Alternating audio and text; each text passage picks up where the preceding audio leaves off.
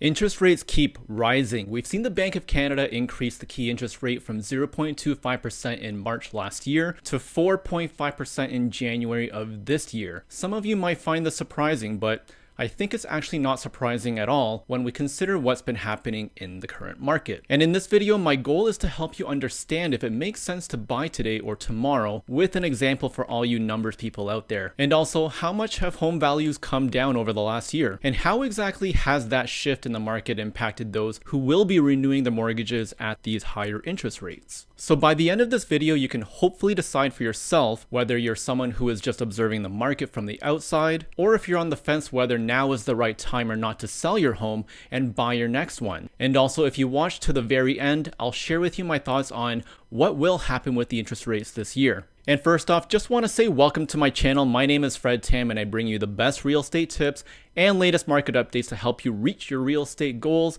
So if this is your first time here, please go ahead and hit the subscribe button and give this video a thumbs up. Doing these two things will help get this video on the screens of those who can benefit from this information. Okay, so now let's talk about numero uno. A 4.25% jump in interest rates in just 10 months is a pretty big deal. Some of you might be thinking that it would have been better to buy property last year when the prime rate was sitting at 0.25% instead of now being stuck in the present to buy this year at 4.5%, which is possibly going to still go up. The conversation of when was the best time to buy focuses too much on the past, and unless you have a flying DeLorean or access to quantum technology, we can't change that. So focusing on where we are today in the present, the question becomes, is now the right time to get into the real estate market? My father has always told me that the best time to buy real estate is today, and I think that's never been more true. Now, comparing to last year, I'm going to show you if it still makes sense to get into the market with a quick example, rather than waiting to see what's going to happen this year and just keep delaying your home purchase.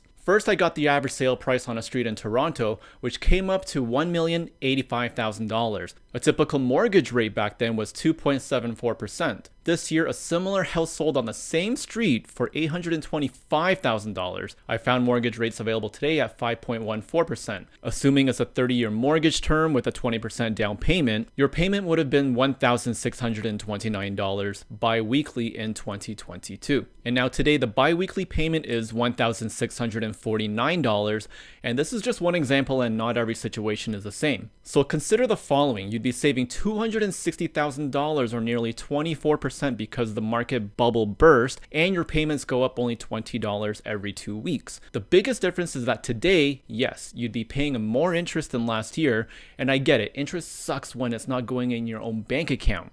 But consider the first thing I said, you'd be saving 24%. If you walked into a Tesla dealership and they said their Model 3 was $50,000, you might be like, no thanks. But if they said that's 24% off and you're getting a deal, let's be honest, you might start thinking twice about it, because now you understand the value of what you're potentially buying. And as a side note, Tesla prices did drop. The value is still there in these homes today when they're down 24%. We're in a real estate market that highly leverages the listing price when it comes to marketing homes for sale. And without any context or any background understanding of the market, the listing prices honestly don't mean much. Agree, disagree? Drop your thoughts in the comments section. And hopefully this gave you something new to think about, or something you were already thinking about but now just in a different way. Now, the truth is we don't know what the future holds, and I think recent events in the last few years have proven that. So you can wait to see if the rates go down this year. The logic normally behind that is lower rates could mean lower payments and also easier qualifications with lenders. And since the numbers worked out to be the same anyway based on what we looked at, it wouldn't hurt to wait, right?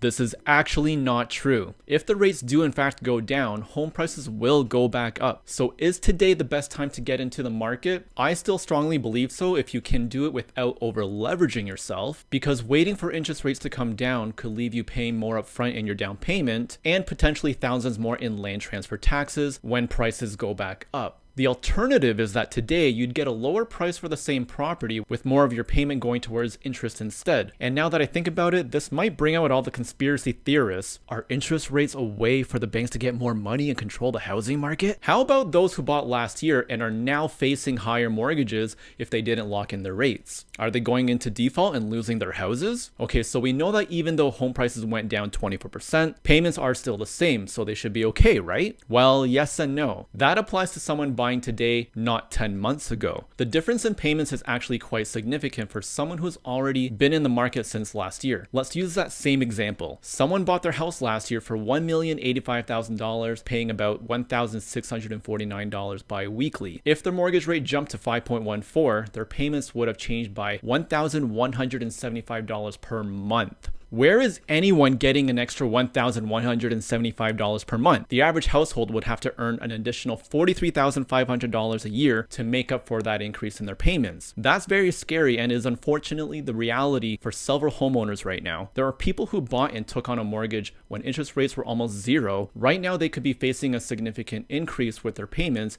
if they had a variable rate. So now, where is the market heading this year with interest rates? Here's what I think. Short-term mortgages will become popular this year. It could become more common for purchasers to take on 1 or 2 year fixed rate mortgages just to get in their new home they're buying today, so they can basically just ride the current economic wave and then reassess their situation 1 or 2 years from now when interest rates will likely come down. Sounds wild, but I think that's actually a smart and safe play given the current environment. Now, what would you do in this scenario? Would you go with a fixed rate assuming rates are going to keep going up, or go variable because you think they'll start coming down in the next 1 or 2 years, or maybe even this year? Let me know in the comments below and mark your calendars for this date. We could see the key interest rate change again on March 8th. So keep your ears open for any news on this, and be sure to subscribe to my channel for more updates to find out what's happening with the Toronto and Canadian real estate market. And if you found this video helpful, share it with someone you know and let me know some of your thoughts in the comments. Thank you for watching, and I'll see you in the next video.